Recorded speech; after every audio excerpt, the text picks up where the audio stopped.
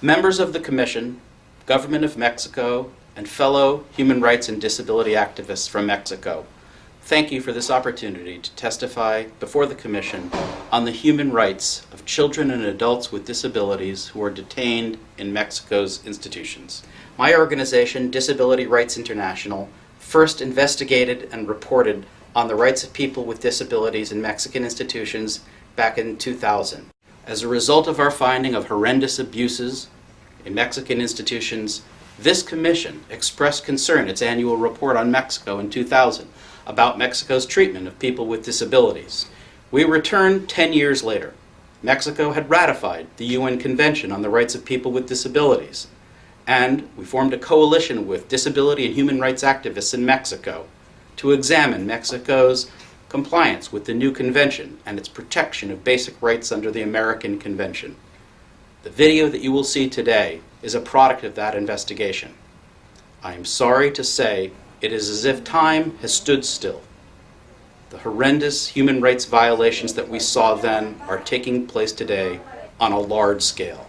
Mexico has failed to create the community-based services and support systems that would allow people with disabilities to be part of society. As a result, thousands of children and adults remain segregated in Mexico's psychiatric institutions, orphanages, social care homes, and other facilities. 10 years later, inhuman and degrading treatment, and yes, torture, is widespread. Children are at particular risk of institutionalization. The placement of a child with a disability is likely to be a life sentence to segregation from society. 5 years old? And how much of her day does she spend sitting in bed? So she's here all day, but they turn her around. Yes, and sometimes she sits in the yard. Within institutions, children and adults are tied down to beds or wheelchairs. After 10 years, we returned to institutions and found the same people rocking back and forth in inactivity, in the same rooms, in the same positions that we observed 10 years ago. We found some of the same individuals tied down who we had photographed 10 years earlier. The use of prolonged restraints constitutes nothing less than torture.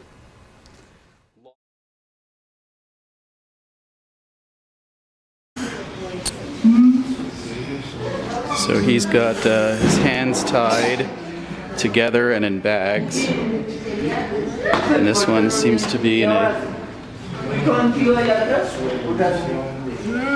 little cage here.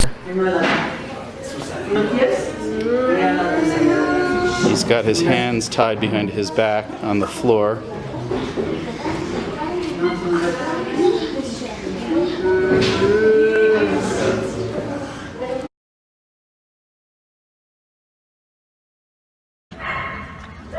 This man is lying on the ground, covered in flies.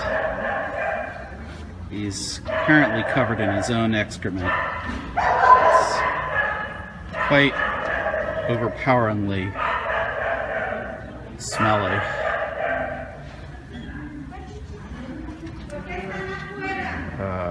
He doesn't seem to be wearing underwear. Oh my God, look at those flies.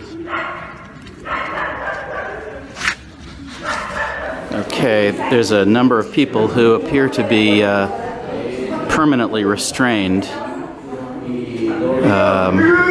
I've never seen a device quite like this before. It looks like some kind of technical device, and yet the result is he can't move his legs or his body. He seems to be in permanent restraints.